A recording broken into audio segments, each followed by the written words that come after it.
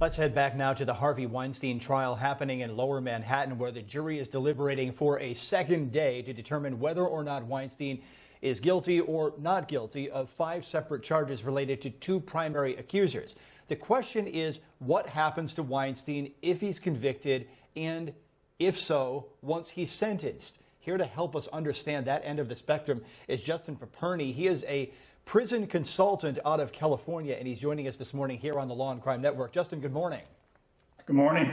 So tell us about your work. How did you get into it, and what exactly do you do helping people adjust to prison, as I understand it? So I began building this business while I was on the inside of a federal prison, reflecting on all the bad decisions I made leading up to sentencing and my preparations for prison.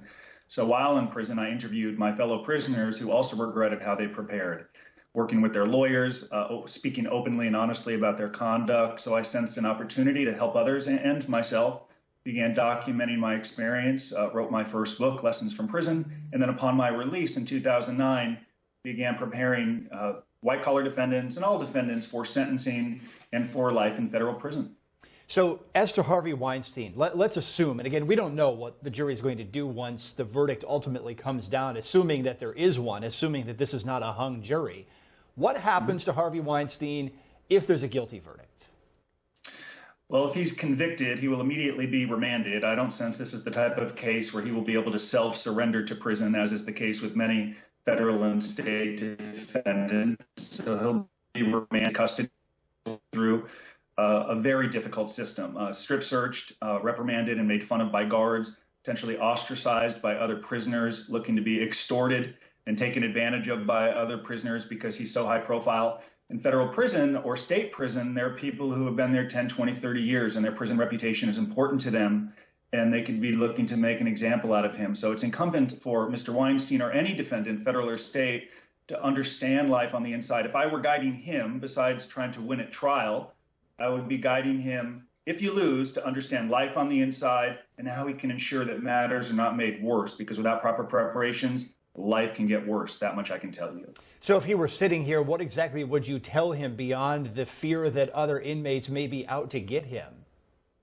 I would remind him that there are people in his network that still love and support him and who want him to succeed and will stand by him regardless. And for that reason, he needs to adjust in prison with them in mind, not responding to prisoners who may call him out in the chow hall, not prisoners, prisoners may be looking to make an example out of him. He's got to remain humble and deferential and create an environment that keeps him away from as many prisoners as possible. If that means waking up at 3 or 4 o'clock in the morning and having a few hours alone while the dorm sleeps, great. If that's going to bed at 6 o'clock every night, so he's not in the TV room where a lot of trouble takes place, great. He's got to do his job. He's got to avoid staff, and he's got to create a routine that he can be proud of. And if he can do that, he'll avoid problems that people like these types of crimes can face. It's not going to happen by accident. He's going to have to invest the time and understand that everything he thinks and says and does on the inside will have repercussions for a prisoner who may be looking to make an example out of him. He's got to prepare like anyone else. I think I heard you say avoid staff. Why does he need to avoid staff? As I wrote in Lessons from Prison, many prisoners tend to better associate with staff than they may the prisoners with whom they're serving time. So if he's speaking with staff, hi, how are you? I loved your movies. Wow, the great movies you make. And 30 minutes later, a prisoner's locker is getting searched.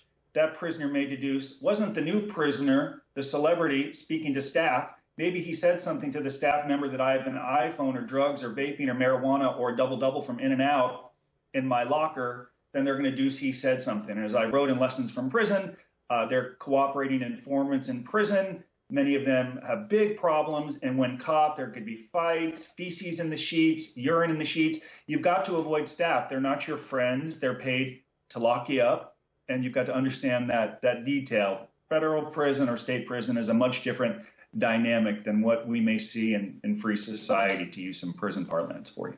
Oh, certainly, yes. And in many of the cases we cover here, we watch these jailhouse snitches ready to jump and testify, usually in return for a deal for doing so. So after conviction, though, the fear is that there may be some other retribution because people might look at Weinstein as a snitch just to get somebody in trouble with the internal rules. That's an interesting point. Now, again, this is all hypothetical, of course. This is if there is a conviction, and then if there's a sentence of some sort with lengthy incarceration or maybe even a minor incarceration.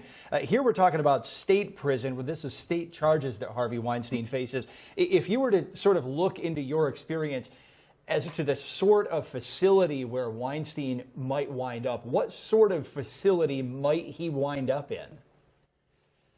Well, it would be different in a state case, and what could be if he's convicted of rape, which I know is one of the charges. He's not going to serve time in one of those minimum security cushy camps that people love to call white-collar country club camps without fences or barbed wire. There's a very good chance he'll be locked in the fences with razor coil. He'll be in with prisoners who are serving time for violent offenses, for murder, to rape, to other horrific things. So he's in with a different type of audience than maybe what I was serving time in a minimum security camp, where everyone had a clearly defined release date with 10 years or less. So besides that, he may be in a jail or in a cell inside of the fences and barbed wire. He'll be in with people who have served decades in prison for violent crimes. And again, if I were guiding him right now, or if he were listening, I'd be guiding him not just on how to best prepare for this trial, which his lawyers are doing the best they can. It's what do you want your life to look like in prison, and how do you ensure that matters are not made worse? And that begins with understanding his fellow prisoners, their mindset, and how he can adjust to this very warped world of confinement. Harvey Weinstein is a famous man. He's a wealthy man. His finances are obviously shaky given the accusations and whatnot. But is this somebody that could potentially receive special treatment? Is he going to get his own cell? Is he going to get basically his own guards? What might that look like? How does it change if you're Harvey Weinstein, not just the average defendant sitting in prison somewhere in New York? Well, the prison systems, both state and federal, try to do a decent job of not singling out prisoners or giving them special treatment because of their wealth or who they may know. Now, if there's a security issue, and prison systems care about two things, keeping costs down and the security of the institution. We saw what happened with Epstein in New York and the security breakdown. Okay, so if they feel that his security is threatened and that could lead to problems, they could move him to protective custody, where he could essentially serve his time in segregation, which is the special housing unit, though I can assure you there's nothing special about it. You're locked in a concrete bunker 23 hours a day. So staff may determine this guy's too high risk, too many problems. He's got a mark on his back for so many fellow prisoners. We don't have time to deal with this. We're going to put him in protective custody and potentially move him to the SHU, which really can be a miserable experience. The benefit is you get a lot of time to yourself, so it's easier to avoid problems. Spend a lot of time alone, only with your thoughts to reflect on how I got here. And that can be very humbling and difficult for prisoners. And I know, Justin, you're watching from the West Coast. New York's a big state. We have a huge city downstate here. We've got a lot of open land upstate. It's mountains, it's farms and whatnot. And I don't know if you've worked directly in the New York State system, but where might Weinstein be placed? Do you put him way up in the Adirondacks, in the mountains? Do you keep him down here closer to the city? Do you put him out west in western New York, out near Rochester or Buffalo, somewhere out in that end of the state where it's a lot more agricultural? So the state system, to a degree, is going to mirror what they do federally, which is they're going to try to place him in a prison that's closest to his home.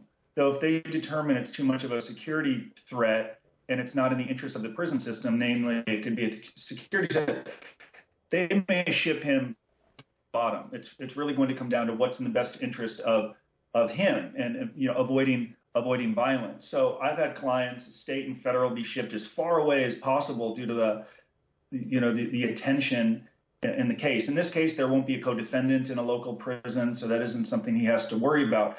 So while the New York State system is going to say they're going to do all they can for Mr. Weinstein, if convicted, to send him to a prison that's closest to his family so they can visit, there's a little bit of happy talk there. There's a little bit of let's understand the reality of the situation, which is they're going to focus on security first, not convenience for him, and is this the closest prison to his beautiful home in Manhattan. Okay, so if they got to send him to Rochester, bye-bye. That's where he's going if it's in the interest of the security of the institution.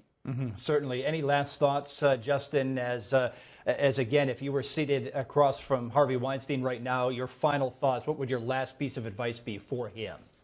He should remember that this experience is hard love and support him. So if he's in prison, he should work to create a record that would make those who love and support him proud, share some of his life lessons with other prisoners who have not had any of the benefits financially, professionally that he had achieved at one time. And he's in a position to give back and even mentor, dare I say it, and recognize the time in prison doesn't have to be a waste. His body may be there, but his mind is free to work and contribute back to his fellow prisoners and community. No different from what I did each day on the inside. Bottom line, be a model inmate. That's the advice for Harvey Weinstein. Justin Paperny, appreciate the time. Prison consultant out of California, speaking hypothetically about what might happen if Harvey Weinstein is convicted and then sent to prison. We'll take a break right now here on the Law and Crime Network. We'll be back with live trial coverage after this.